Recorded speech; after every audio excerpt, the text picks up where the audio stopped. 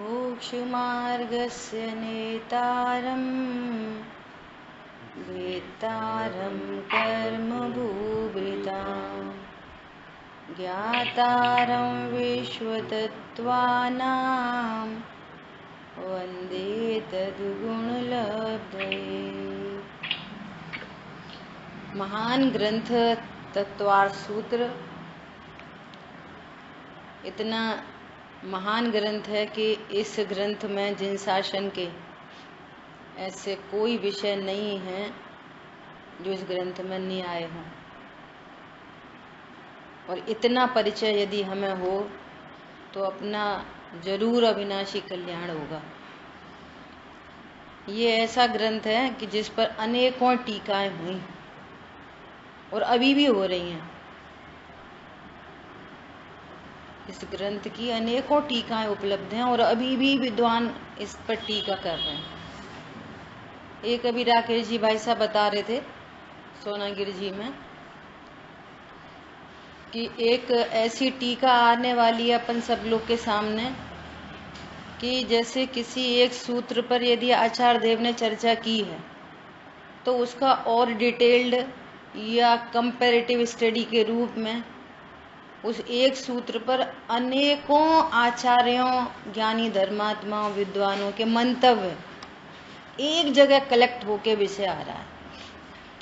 आप विचार करो कि लोग कितना काम कर रहे हैं, अभी भी कितना काम चल रहा है। बताओ, इसी में ही रचे पचे हैं। अपना भेद विज्ञान और स्वाध्याय, भेद विज्ञान और स्वाध्याय, यही अपना काम है, यही मेरा काम है।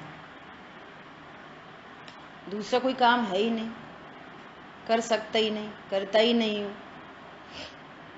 है ना। तो अपनी पिछली क्लास में 15 सूत्र तक अपनी चर्चा हो गई थी।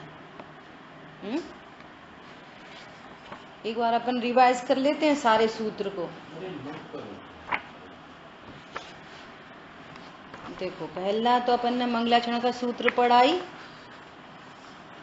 दूसरा सूत्र क्या? तत्वार्थ श्रद्धानम सम्यक दर्शनम। सीधे गजब की एंट्री। इस ग्रंथ में शुरुआत कहाँ से हुई बोलो? कुंद आचार्य देव के शिष्य समय सार जी ग्रंथ की रचना होने के बाद इस ग्रंथ की रचना हुई और उनके शिष्य ने सबसे पहले ग्रंथ के प्रथम में कुछ बात कही। तो क्या कही? तत्वार्थ श्रद्धानम सम्यक दर्शनम। प्रत्येक जीव सुखी होना चाहता है और सुखी होने का उपाय है तत्वार्थ श्रद्धा, है ना। तत्वार्थ श्रद्धान में दो बातें हैं, अर्थ और तत्व। अर्थ और तत्व दोनों से जानकर, न अकेले अर्थ के श्रद्धान को सम्यक दर्शन कहते हैं, न अकेले तत्व के श्रद्धान को सम्यक दर्शन कहते हैं, क्योंकि विश्व की प्रत्येक वस्तु है तो फिर उसका स्वरूप भी है। तो अर्थ मतलब वस्तु और तत्व मतलब उसका स्वरूप। ठीक है, बहुत डिटेल चर्चा हुई थी। दूसरा सूत्र तन्निसर्गादधिगमाद्वा, अर्थात सम्यक दर्शन स्वभाव से ही अथवा दूसरे के उपदेश से होता है। तो इसके दो भेद किए थे, निसर्गज और अधिगमज। अधिगमज मतलब अधिगम से, ज्ञान के माध्यम से जानकर, और निसर्गज मतलब कि स्वभाव से ही उत्पन्न हुआ। या इसको ऐसा समझ सकते हैं कि पूर्व में देशना सुनी होगी परंतु इस भव में उनका कोई गुरु नहीं था। जैसे अपने दृष्टांत हैं गुरुदेव श्री। गुरुदेव श्री जन्मे तो श्वेतांबर मत में और इस दिगंबर मत में आए और स्वयं ही समय सार जी हाथ में लगा और स्वयं ही उस तत्व का बोध हुआ और सम्यक दर्शन प्रकट किया। इस भव में गुरुदेव श्री का कोई डायरेक्ट गुरु नहीं था ऐसा। तो वो अधिगमज और निसर्गज। फिर चौथा सूत्र कि किनका अधिगम करना, तत्व कौन कौन है, तो कहा जीवा जीवाशब बंध संवर निर्जरा मोक्षास तत्वम। कितने? 7 तत्व हैं, जीव अजीव आश्रब बंध संवर निर्जरा मोक्ष। ये 7 तत्व हैं। इन 7 तत्वों का श्रद्धान करना, ज्ञान करना, श्रद्धान करना, ये सुखी होने का उपाय है। यहाँ पे भी अपनी बहुत चर्चा चली थी कि कितने जीव ऐसे हैं कि जिनको ये श्रद्धान हुआ है कि यदि किसी को सुखी करना है तो भैया 7 तत्व का श्रद्धान कराओ।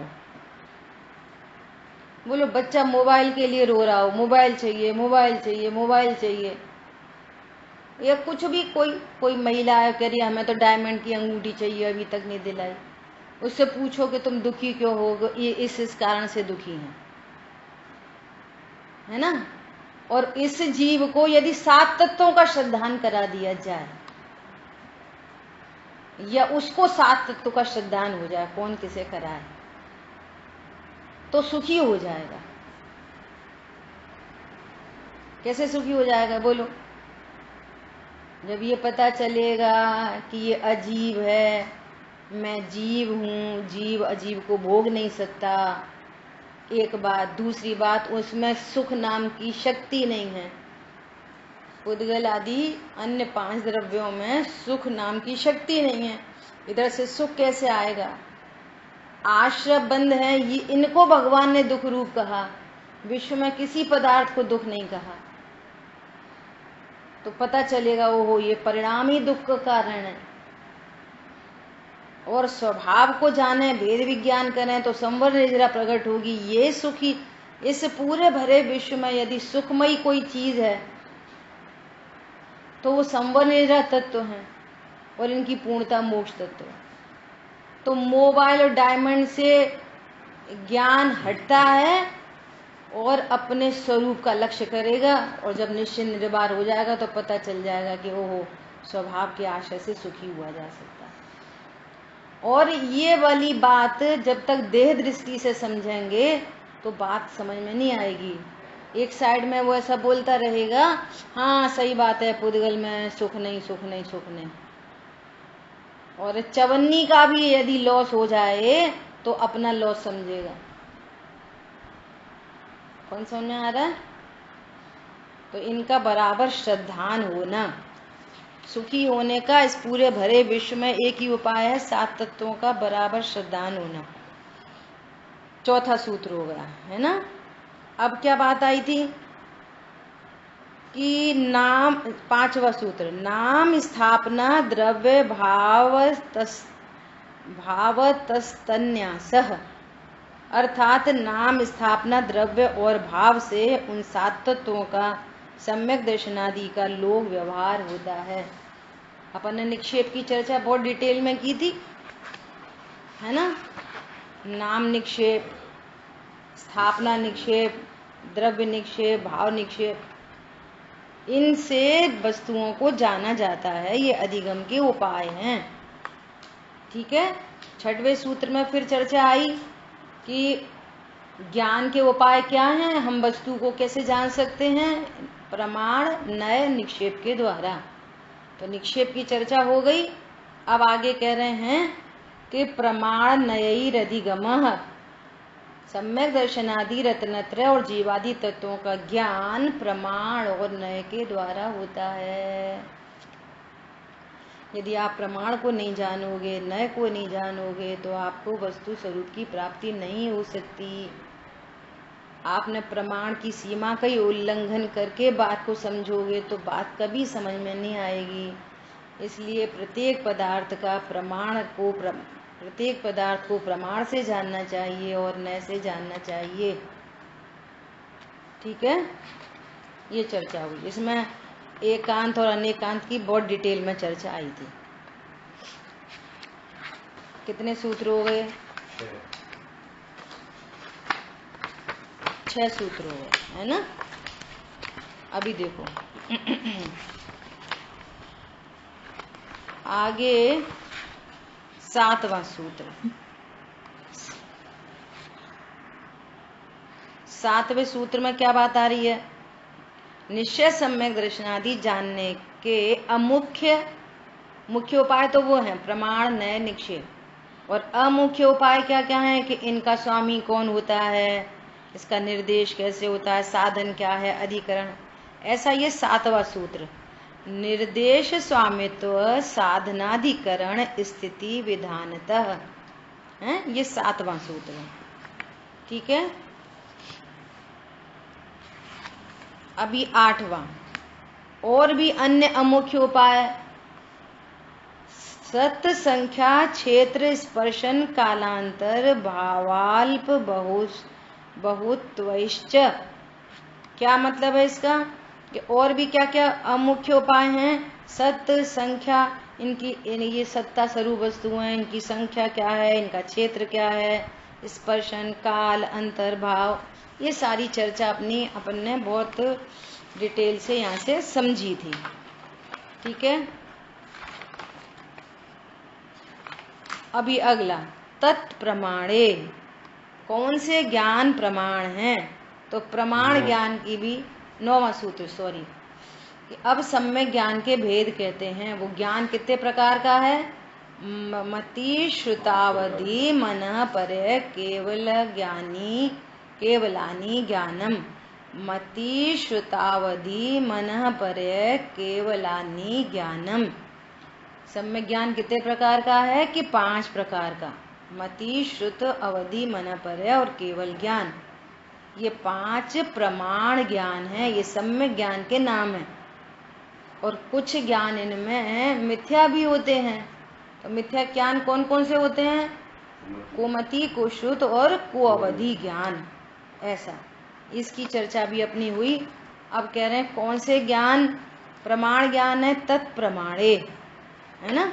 और फिर इसमें प्रत्यक्ष और परोक्ष की, आद्य परोक्षम में प्रत्यक्ष और परोक्ष की बहुत चर्चा आई थी कि मति शुद्ध ज्ञान है वे परोक्ष ज्ञान है, और अवधि मन पर्य एक देश प्रत्यक्ष है, और केवल ज्ञान पूर्ण प्रत्यक्ष है। फिर एक विशेष बात आई कि अनुभूति के काल में वे मति शुद्ध ज्ञान प्रत्यक्ष होते हैं, ऐसा। और साम्यवहारिक प्रत्यक्ष आदि की भी बात आई। फिर अगला कह रहे हैं प्रत्यक्ष प्रमाण के भेद। प्रत्यक्ष मन्यतः, प्रत्यक्ष प्रमाण के भेद 12वां सूत्र है ना। तो प्रत्यक्ष प्रमाण के भेद की चर्चा आ गई। कौन कौन से? 3 है, अवधि, मन परय, केवल ज्ञान, ये अपनी चर्चा हो गई। 13वें सूत्र में मति ज्ञान के और अनेक नाम की बात आई। क्या क्या? मति, स्मृति, संज्ञा, चिंता, अभिनिबोध। ये 13वें सूत्र की बात आई। 14वें सूत्र में मति ज्ञान की उत्पत्ति के समय क्या क्या होता है? तो कह रहे हैं मति श्रुत ज्ञान इंद्रिय और मन के माध्यम से प्रवर्तन करता है, जिसमें इंद्रिय और मन एज अ निमित्त होते हैं, कोई सहायक नहीं होते। फिर भी सहायता से या उनकी उपस्थिति से ऐसे निमित्त सापेक्ष बहुत सारी चर्चाएं की जाती हैं। और यहाँ पर इस बात की बहुत अच्छे से सिद्धि की गई थी कि वस्तु से और प्रकाश से ज्ञान नहीं होता। बहुत इंपॉर्टेंट चर्चा आई थी इसमें, बहुत सारी चर्चाएं आई थी कि मोबाइल से मोबाइल का ज्ञान नहीं हो रहा, प्रकाश है इसलिए ज्ञान नहीं हो रहा। ज्ञान तो ज्ञान से ही होता है ना। एग्जाम्पल दिए थे कि किसी के सिर पर मच्छर घूम रहे हैं और हमें कुछ और समझ में आ रही है, हमें बालों का गुच्छा समझ में आ रहा है। तो ऐसा है तो मच्छर बाल क्यों दिख रहे हैं? कि ज्ञान की जैसी योग्यता वैसा ज्ञान होता है, वस्तु से ज्ञान नहीं होता। इसका सबसे अच्छा एग्जाम्पल है कि एक टीचर पढ़ाता है 100 स्टूडेंट को, तो 100 स्टूडेंट को एक जैसा ज्ञान कभी नहीं होता। नहीं तो सबके सारे के सारे बच्चों के एक जैसे नंबर आए। पढ़ाने वाला एक और समझने वाले अनेक, तो अनेक स्टूडेंट अपने अपनी ज्ञान की योग्यता से जानते हैं। और निमित्त उपादान की बहुत सारी चर्चा आई। और 15वां सूत्र है अवग्रहे अवाय धारणा। इस मति ज्ञान की जो जानने की प्रोसेस है, उस प्रोसेस की यहाँ पर बात की कि सबसे पहले अवग्रह होता है, फिर ईहा, फिर अवाय और फिर धारणा। और जरूरी नहीं है कि हर चीज का ईहा अवग्रह हुआ छूट गया, वो ईहा में ही नहीं गया। ईहा हुई फिर छूट गई, अवाय में नहीं गया। और किसी को अवाय हो गया तो धारणा तक नहीं गया, है ना। अब इसका संबंध कहाँ से है कि हमें किस चीज का अवग्रह होगा तो हमारी बात धारणा में भी चली जाएगी। तो इसमें एक खास बात है कि जिसको हम सुख का कारण समझते हैं वो हमारी धारणा तक चला जाता है। फालतू बातें हैं ऐसा, जिसको रौद्र ध्यान में मजा आता है, आर्त ध्यान जिसको चलते हैं, तो उसको वो सारी बातें याद रहती हैं। पता है एक बार ऐसा हुआ था, हम बीमार पड़े थे, तो फिर ऐसा ऐसा ऐसा ऐसा, वो सब याद है। बिल्कुल पिक्चर चलती है, ज्ञान के आगे पूरी रील चल जाती है। अब ये रिवीजन क्यों कराया? अपना नेचर भी नहीं है और उसमें हमारा पर्सनल लाभ नहीं होता। अब यार ये 15 सूत्रों के बारे में कुछ भी पूछो तो भूल जाएंगे। अवग्रह नहीं हुआ, अवग्रह होकर छूट गया, ईहा होकर छूट गई, बात अवाय तक नहीं गई, तो वो धारणा में नहीं जाती है। ये अपनी डिटेल में पूरी चर्चा हुई। इसमें पेज नंबर 56 पे सबसे लास्ट पैराग्राफ में सेकंड लास्ट से अपन पढ़ रहे, अवग्रह या ईहा हो किंतु यदि वह लक्ष्य चालू न रहे। किसी भी चीज का लक्ष्य कब होता है?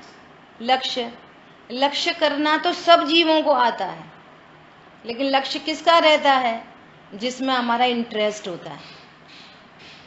बिना लक्ष्य के बातें याद रहती हैं, मतलब बुद्धिपूर्वक लक्ष्य नहीं, उसका अनादि से लक्ष्य। कुंद आचार्य भगवान ने लिखा है समय सार जी में कि भोग बंधन की कथा का परिचय इस जीव का अनादि से है। इस एकत्व विभक्त आत्मा का न परिचय है, और जिनको परिचय है उनकी सेवा नहीं की, अर्थात उनकी संगति नहीं की, और अपने हित का ये मार्ग ये ऐसा भी नहीं जाना। वो समझता है कि कुछ सुन लेंगे, थोड़ा सा सुन लिया, हम तो स्वाध्याय करते। यहाँ पर कह रहे हैं वस्तु का डिसीजन करना कि ये वस्तु कैसी है, अर्थ और तत्व से जानना, तब अवाय हो, धारणा में हो जाए, और धारणा में वापस रिकॉलिंग होके और वस्तु स्वरूप की प्राप्ति हो। सो यहाँ पर कह रहे हैं कि यदि लक्ष्य चालू न रहे तो आत्मा का निर्णय नहीं होता, अर्थात अवाय ज्ञान नहीं होता। इसलिए अवाय की अत्यंत आवश्यकता है। यह ज्ञान होते समय विकल्प, राग, मन या पर वस्तु की ओर लक्ष्य नहीं होता, किंतु स्वसन्मुख लक्ष्य होता है। अरे सविकल्प ज्ञान में भी ये बात भली प्रकार से निर्णय की जाए तो अपना काम बनता है, तो काम नहीं बनता। सम्यक दृष्टि को अपना आत्मा का ज्ञान होते समय इन चारों प्रकार का ज्ञान होता है। धारणा तो स्मृति है। जिस आत्मा को सम्यक ज्ञान अप्रतिहत निर्बाध भाव से हुआ हो, उसे आत्मा का ज्ञान धारणा रूप से बना ही रहता है। अब वो सम्यक दृष्टि जी भले पर को जाने, अनुभूति छूट जाती है, पर का जानना हो जाता है, लेकिन सम्यक दर्शन बना रहता है। मैं आत्मा हूँ ऐसा ज्ञान धारणा ज्ञान में कंटिन्यूअस रहता है। इसलिए वो जीव सम्यक दृष्टि बना रहता है, आनंदित रहता है, प्रसन्न रहता है, सुखी रहता है, कोई टेंशन नहीं होती। ठीक है। और वो टेक्निकल बात जो है वो हमेशा ध्यान रखना कि टेंशन 4 प्रकार की, अनंतानुबंधी, अप्रत्येका, प्रत्येका, संजुना, और वो क्रम से मिटती है। ठीक है।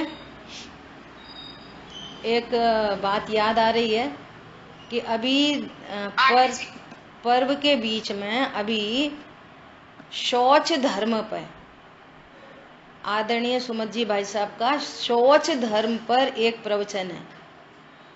मौका लगेगा तो ढूंढ के ग्रुप पे डालेंगे, नहीं तो आप इतनी मेहनत तो सब लोग करो। शौच धर्म का प्रवचन सबके सब जरूर जरूर जरूर सुन लेना। इतना बढ़िया शानदार प्रवचन है कि प्रसन्नता हो जाएगी। बोलो रागिनी, क्या बोल रहे हैं आप? आंटी जी मैं पूछ रही थी, यहाँ पर जो लिखा है ना, जिस आत्मा को सम्यक ज्ञान अप्रतिहत, इसका क्या मीनिंग है? इसका मीनिंग ये है, जैसे 6 डाला जी में लाइन आई है ना, ज्ञान आपको रूप भय फिर अचल रहावे। जिसने अपने आप को आत्मा जान लिया, ज्ञान आपको रूप भय, मैं आत्मा हूं ऐसा जान लिया, अपने आप को जान लिया, फिर वो अप्रतिहत भाव से वो बना रहता है कंटिन्यूअस। इसको कह रहे हैं अप्रतिहत, अर्थात निर्बाध भाव से हुआ हो, उसे आत्मा का ज्ञान धारणा रूप से बना ही रहता है, ये कहना चाह रहे हैं। उसका वो ज्ञान जो सम्यक हुआ फिर वो छूटता नहीं है। ऐसा गुरुदेव श्री इसके लिए ऐसा बोलते थे कि हमने तो साहब ये सुना है सम्यक दर्शन छूट जाता है, गिर जाता है, पड़ जाता है। तो ये वाली बात है, भले आगम में सारी बातें हैं, है ना, लेकिन गुरुदेव श्री ऐसा कहते कि तुम ऐसे गिरने पड़ने की बातें क्यों करते हो। उन्हें ये वाली बात मंजूर नहीं होती थी। वो छूट जाता है, 11वें गुण स्थान से गिर जाते हैं। अरे गिरते होंगे तो फिर वो लौकिक दृष्टांत देते कि बच्चे की शादी हो रही हो तो कोई नहीं कहता साहब वो लड़की विधवा हो गई थी, साहब वो लड़का विधुर हो गया था। शादी के टाइम पे ऐसी बातें करते हैं क्या लोग में? गाड़ी खरीदने के टाइम ऐसा विचार करते हैं कि किसी का एक्सीडेंट हो गया था? वहां पर नेगेटिव एटीट्यूड नहीं रखते, और जबकि होता है, ये सबको मालूम है। लड़की विधवा भी होती है, लड़का विधुर भी होता है, गाड़ी से एक्सीडेंट भी होता है, लेकिन काम सब चलते हैं ना लोक में। रोटी बनाते जल जाते हैं, अभी 20-20 साल हो गए, 25-30 साल हो गए रोटी बनाते बनाते, तो भी हाथ जल जाता है, जल जाता है, जल जाता है। ये मतलब है यहाँ पे निर्बाध रूप से। ठीक है, क्लियर हुआ आपको? हाँ, मतलब निर्बाध मतलब विदाउट बाधा, ऐसा? हाँ, बाहर की कोई बाधा नहीं पड़ती उसको। बहुत सारे एग्जाम्पल ले सकते हैं अपन। बोलो सीता जी को जंगल में निकाल दिया, क्या बाधा पड़ी? सम्यक दर्शन कंटिन्यूस बना रहा। अग्नि कुंड में जाने की बात हुई, क्या बाधा पड़ी? बोलो, बाहर की कैसी प्रतिकूल परिस्थितियां आ जाएं, सम्यक दृष्टि पर किस बात की बाधा आती है? पर पदार्थ की तो कोई बाधा मिथ्या दृष्टि को भी नहीं आती एग्जैक्टली तो, पर वो समझ रहा है बस खाली ये मेरे लिए बाधा हो गई। खुद ही अपने लिए बाधा क्रिएट करता है एग्जैक्टली। पर पदार्थ तो किसी को बाधा वाले नहीं है। पंडित साहब ने समता षोडशी में लिखा है, पर नहीं तुझसे कहता कुछ भी, सुख दुख का कारण नहीं हो। वो तो कुछ नहीं कह रहा, पर पदार्थ तो कुछ नहीं कह रहा, न तेरे लिए सुख का कारण न दुख का कारण। तू ही करके मूड कल्पना मिथ्या, तू ही मिथ्या कल्पना करता है। कल्पना लोक में जीता है, कल्पना लोक में दुखी होता रहता है। बोलो, ठीक है? ऐसा। अब आज अपना नया सूत्र है 16। ये बहुत इंपॉर्टेंट सूत्र है। इसमें कितनी देखो केवल ज्ञानी परमात्मा के ज्ञान से, हमारे महाभाग्य से दिव्य धुनी में बोलो क्या क्या बातें नहीं आ गई। इतनी सूक्ष्म पर्याय, वो एक समय की पर्याय। अवग्रह मतलब एक समय की पर्याय। वो एक समय की पर्याय में भी किस किस का कैसा कैसा जानना होता है, किस किस का कैसा कैसा जानना होता है, उस सब का यहाँ पर स्वरूप बता रहे हैं। देखो क्या, बहुविध क्षिप्राणि शतानुक्त ध्रुवाणाम सेतराणाम। क्या कह रहे हैं अर्थ? बहुत प्रकार, जल्दी, अनिश्रित, अनुक्त, ध्रुव, उनके उल्टे भेदों से युक्त, अर्थात एक विध, अक्षिप्र, निश्रित, उक्त और अध्रुव। इस प्रकार 12 प्रकार के पदार्थों का अवग्रह ईहादि रूप ज्ञान होता है। अब बहुत लोगों को ऐसा लगता है कि स्वाध्याय करो, थोड़ी कहानी किससे सुना, थोड़ा इंटरेस्ट आता है। ये चर्चाएं रूकी रूकी लगती हैं, तो भैया भले लगें लेकिन उपयोग लगाना। ये सम्यक ज्ञान के उपाय हैं। ये क्या कह रहे हैं कि वो जो अवग्रह ईहा आदि की पर्याय हैं, वो वस्तुओं को कैसे कैसे जानती हैं। देखो 2-3 तरह से विषय आ गया। मति शुद्ध ज्ञान के बारे में क्या कह रहे हैं कि एक तो ये वाली बात कह रहे हैं कि ये इंद्रिय और मन के निमित्त से होता है, ये परोक्ष ज्ञान है। एक एंगल तो मति शुद्ध का ये आ गया कि ये परोक्ष ज्ञान है। दूसरा एंगल क्या आया, ये जानने की प्रोसेस कैसे है, हाउ टू नो। तो कह रहे हैं अवग्रह ईहा अवाय धारणा, ये जानने की प्रोसेस। सेकंड पॉइंट ये है। अब थर्ड पॉइंट क्या से आ रहा है कि तो फिर वो किस किस को जानते हैं। इसमें क्या आया, कैसे जानते हैं।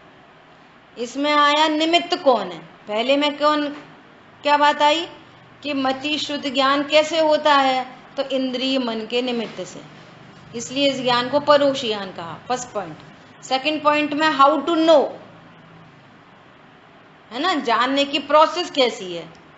अब थर्ड पॉइंट आ रहा है कि वो किस किस को जानते हैं, है ना।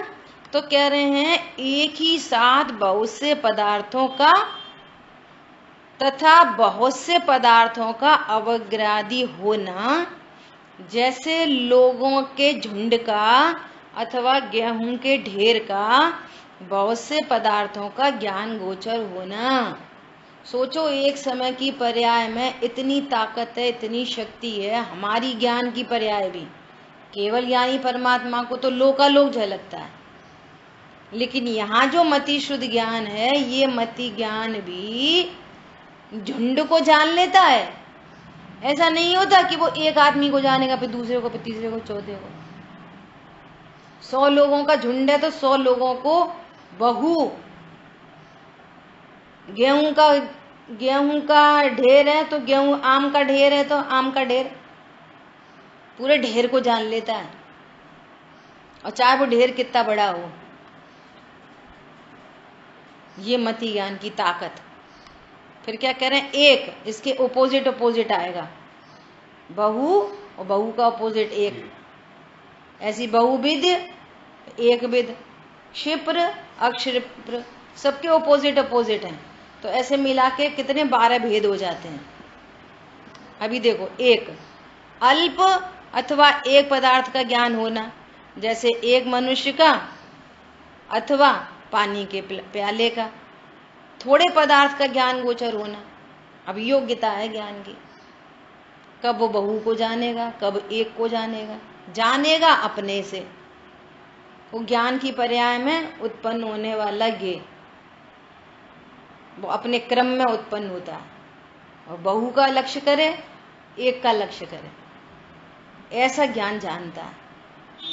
ठीक है। बहुविधि में मतलब कई प्रकार के पदार्थों का अवग्रह आदि ज्ञान होना, जैसे कुत्ते के साथ का मनुष्य अथवा गेहूं, चना, चावल इत्यादि अनेक प्रकार के पदार्थ, युगपत बहुत प्रकार के पदार्थों का ज्ञान गोचर होना। सब्जी के ठेले पर गए, एक साथ पूरी सब्जी ज्ञान में जानने में आ रही है, एक साथ भी जानने में आ सकती है, और अकेली शिमला ही मिर्च दिखाई दे।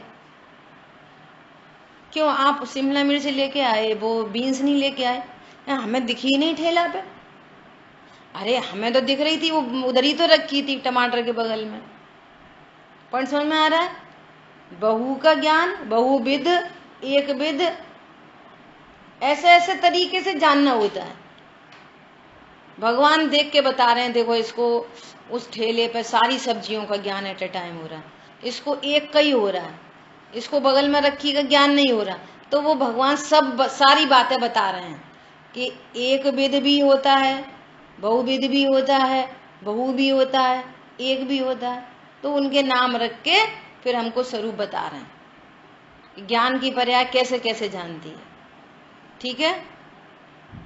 एक विध, एक प्रकार के पदार्थ का ज्ञान होना, जैसे एक प्रकार के गेहूं का ज्ञान, एक प्रकार के पदार्थ का ज्ञान गोचर होना। एक ही पदार्थ का ज्ञान हो रहा है, हमें दूसरे का ज्ञान नहीं हो रहा। हाँ, सरवती गेहूं दिख रहे हैं ऐसा। ठीक है? अब देखो, क्षिप्र, शीघ्रता से पदार्थ का ज्ञान होना, बहुत स्पीडली। कोई जरूरी नहीं है हर पदार्थ का ज्ञान बहुत देर में होता। और ये अभी तो ये मति ज्ञान की बात चल रही है। क्षिप्र मतलब बहुत स्पीड से ज्ञान हो जाना। अक्षिप्र किसी पदार्थ को धीरे धीरे बहुत समय में जानना, अर्थात चिर ग्रहण। कल क्षमा वाणी की चर्चा आई तो यही वाली बात है। मतलब एक एंगल से देखा जाए तो कितनी ढीठता है ना, कितनी। जो अल्पज्ञ हैं, अल्प ज्ञानी हैं, मिथ्या दृष्टि जीव हैं, रागी द्वेषी जीव हैं, वे यदि कुछ कहते हैं तो वो तो परमानेंट लगती है, उनने हमसे ऐसा कह दिया। और जो सर्वज्ञ हैं, वीतरागी हैं, अनंत चतुष्टय के धारी हैं, वे बार बार बार बार हमको ये कह रहे हैं कि तुम भगवान आत्मा हो, भगवान आत्मा हो। सो भगवान की बात जो सर्वज्ञ हैं, जिनको पूजने जा रहे हैं, वे भगवान की बात तो हमें स्वीकार नहीं है, और ये लल्लू पंजू की बात स्वीकार हो रही है। बोलो, उनने हमसे ऐसा कह दी तो पागल ही बोलेगा। उनकी बात माननी क्यों है? पागल खाने में जाओ तो पागल डॉक्टर को भी पागल कहता है, डॉक्टर को पागल सुननी पड़ती है। डॉक्टर आया देखने तो वे आपस में हंसते हैं, पागल आ गया, एक और पागल आ गया। तो डॉक्टर क्या समझता है? ओ जो तो बुरा मान जाता है, ये सब के सब मुझे पागल कहते हैं। समझ जाता है बीमार आदमी है, ये तो ऐसे ही बोलेंगे, पागल ही तो पागल बोलेंगे, तो बुरा नहीं मानता। ऐसी दुनिया के लोग, जगत के लोग, पर्याय दृष्टि लोग पर्याय से ही तो देख के बात करेंगे, तो इनकी बातों का क्या बुरा मानना है? भगवान हमको द्रव्य दृष्टि दे रहे हैं। द्रव्य दृष्टि से सिद्ध समान, देखूं सबको ही भगवान, भिन्न लखूं औपाधिक भाव। बोलो, कोई नहीं दिख रहा, कोई ये विधर्मी है, ये साधर्मी है, कुछ नहीं दिख रहा। भिन्न देखो, स्फटिक मणि कैसी है? हरी है, नीली है, पीली है ही नहीं, वो तो ट्रांसपेरेंट है। स्फटिक मणि हरी, नीली, पीली हो जाती है कि नहीं हो जाती? होती ही नहीं है। कि किसी पन्नी औपाधिक भाव है, स्फटिक मणि हरी नीली पीली दिख रही है, वो उसका औपाधिक भाव है। द्रव्य दृष्टि से देखो तो ट्रांसपेरेंट है, ऐसे ही यहां द्रव्य दृष्टि से देखो तो मैं सिद्ध समान हूं, और बाहर में कर्म के उदय की सामग्री से देखो, बहु पुण्य पुंज प्रसंग से शुभ देह मानव का मिला। बहु अशुभ पुण्य पुंज प्रसंग से नरक आदि का वैक्रिय शरीर मिला, उससे भी बहु पुण्य पुंज प्रसंग से देवगति का शरीर मिला, लेकिन आत्मा तो आत्मा ही रहा, द्रव्य दृष्टि से सिद्ध समान। ओहो, अनादि के अभ्यास से वापस किसी को छोटा बड़ा, पैसे वाला नहीं पैसे वाला, तरह तरीके का दिखाई देगा अनादि की दृष्टि से। स्वाध्याय इसको कहते हैं कि अभी वर्तमान की दृष्टि से इसको क्रॉस करता चला जाए, चीरता हुआ चला जाए, उसका नाम स्वाध्याय है। देखो ये मोह दृष्टि है और ये आगम दृष्टि है। पंडित साहब ने बोला, कठिन बचन मत बोल, सत्यवादी जग में सुखी। कौन है सत्यवादी? सत्यवादी कौन हो सकता है? बोलो, कौन है सत्यवादी? जो अपने को भगवान आत्मा जानता है, सिद्ध समान जानता है, वो सत्यवादी है। और इसके अलावा कुछ भी बोले, एनीथिंग, वो असत्यवादी है। पंडित साहब ने तो इस बार मास्टर की दे दी। क्या लाभ होता है ऐसे प्रोग्राम में जाने का? ये लाभ होता है कि आपकी कुछ गलती हो तो, भ्रम हो तो वो दूर होता है, करेक्शन होता है, और सही है तो सही का ऑथेंटिक होती है।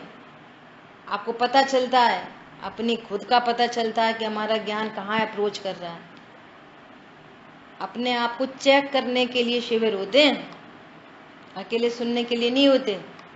पंडित साहब ने बोला, जगह जगह जगह जगह व्यवहारने के कथन है, जगह जगह। और व्यवहारने के कथन को ही परमार्थ जानोगे तो मिथ्या दृष्टि बने रहोगे। एकदम खुल्लम खुल्ला बात है। बोलो, कठिन वचन मत बोल, तो हमने अर्थ क्या निकाल लिया?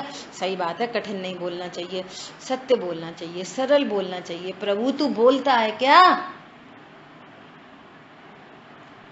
पंडित साहब ने बोला, चरणान योग की शैली को द्रव्यान योग में कन्वर्ट करना, और नहीं कन्वर्ट की ना, तुम्हारा अविनाशी कल्याण नहीं होगा।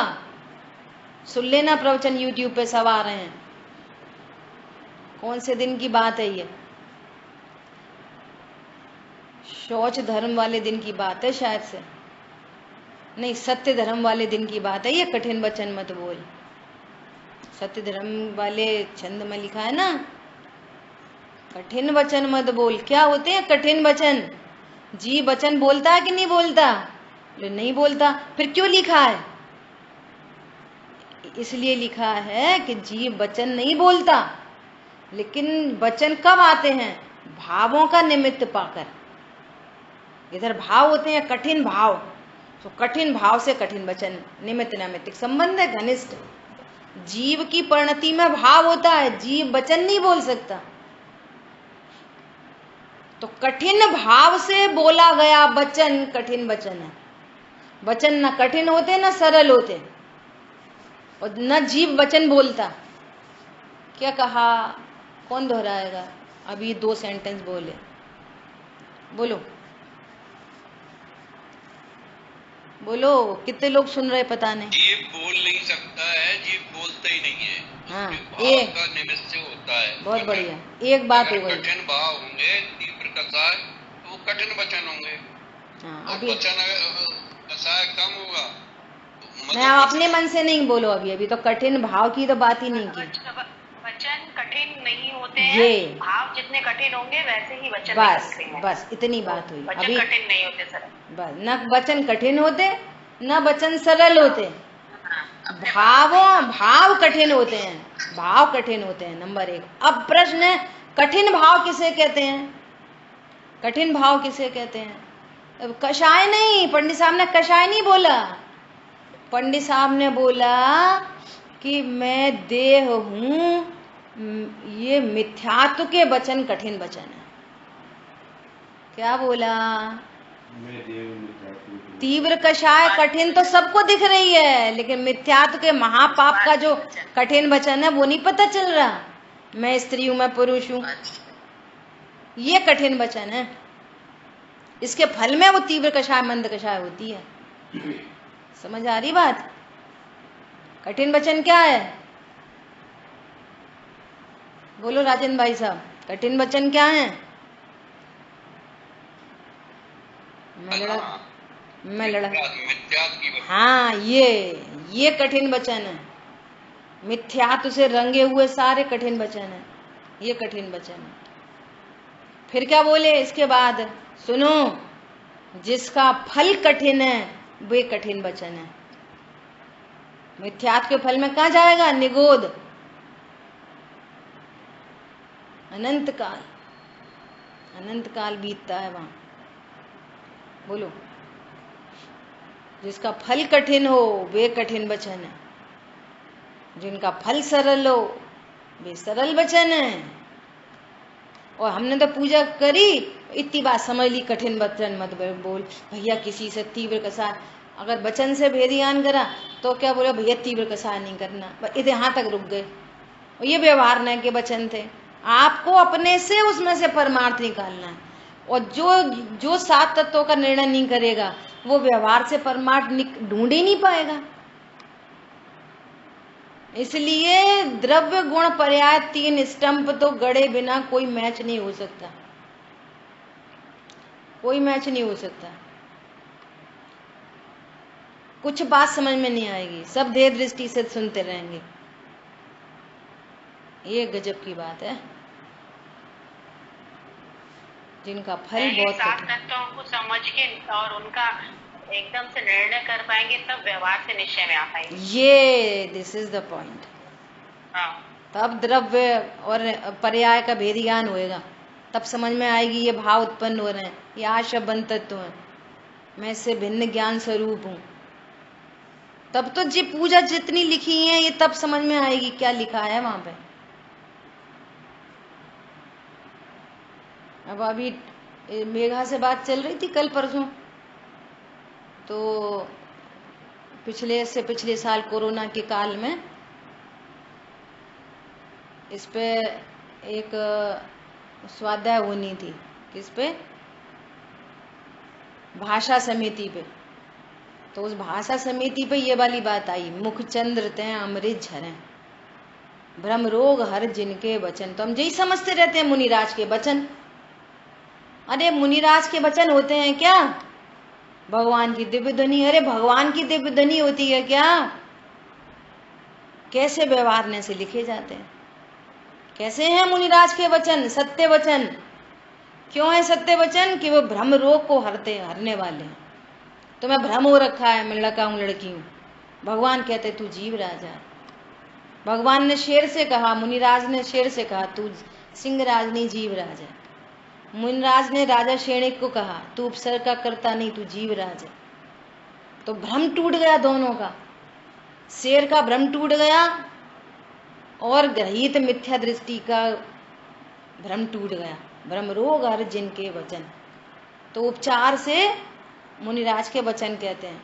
मुख चंद्र, तो भगवान मुनिराज का मुख होता है कि मुनिराज द्रव्य गुण पर्याय से जीव वस्तु है। अलौकिक बातें हैं ये सारी बात कहां से आ गई? कि किसी पदार्थ को धीरे धीरे बहुत समय में जानना, चिर ग्रहण, धीरे धीरे जानते हैं आत्मा को, जान पा रहे नहीं जान पा रहे पता नहीं, ये अक्षिप्र है। ठीक है, समय तो अपना हो गया है। अनिश्रित एक भाग के ज्ञान से सर्व भाग का ज्ञान होना। देखो कितना कलाकार है ज्ञान, पूरा हाथी डूबा है तालाब में अकेली सूंड दिख रही है, तो अकेली सूंड से पूरा हाथी का ज्ञान हो गया। हम यूज नहीं कर पा रहे ज्ञान का। क्यों नहीं कर पा रहे? हमें सुखी होना ही नहीं है। कचरा कबाड़े में जाना है, सो कचरे का ध्यान रहता है, कचरे को समझने में बहुत उत्साह रहता है, फालतू बातें करने में बहुत उत्साह रहता है, इसकी उसकी बातें करने में बहुत उत्साह रहता है। बोलो, और ज्ञान में सामर्थ्य इतनी है कि इतना सा ज्ञान हो, वो एरोप्लेन उड़ रहा है, उसकी इतनी सी लाइट टिम टिम टिम टिम दिख रही है, और इतनी टिम टिम टिम टिम लाइट से ये डिफरेंस पता चल जाता है कि ये एरोप्लेन मूव हो रहा है, ये सितारा नहीं है। एक 3 साल के बच्चे, 2.5 साल के बच्चे को, 2.5 साल का बच्चा बोल रहा है देखो वो एरोप्लेन जा रहा है, वो रेड कलर की टिम टिम टिम टिम लाइट से। 2.5 साल की उम्र, शरीर सापेक्ष, ज्ञान तो पूरा ही है ना। इसको क्या बोलते हैं? अनिश्रित। एक भाग से अव्यक्त रहने पर भी ज्ञान गोचर हो जाना। निश्रित, बाहर निकले हुए प्रकट पदार्थ का ज्ञान होना, पूर्ण व्यक्त पदार्थ का ज्ञान गोचर होना। ठीक है, अभी तो और आगे चर्चा है, समय हुआ है, शेष चर्चा अपन आगे करेंगे। जिन वाणी के ज्ञान से सूझे लोकालोक, सो वाणी मस्तक नमो सदा दे तुम्हारो। बोलिए द्वाशांगमयी जिनवाणी माता की जय हो। जय जिनेंद्र सभी को। जय जिनेंद्र, जय जिनेंद्र सभी को। जय।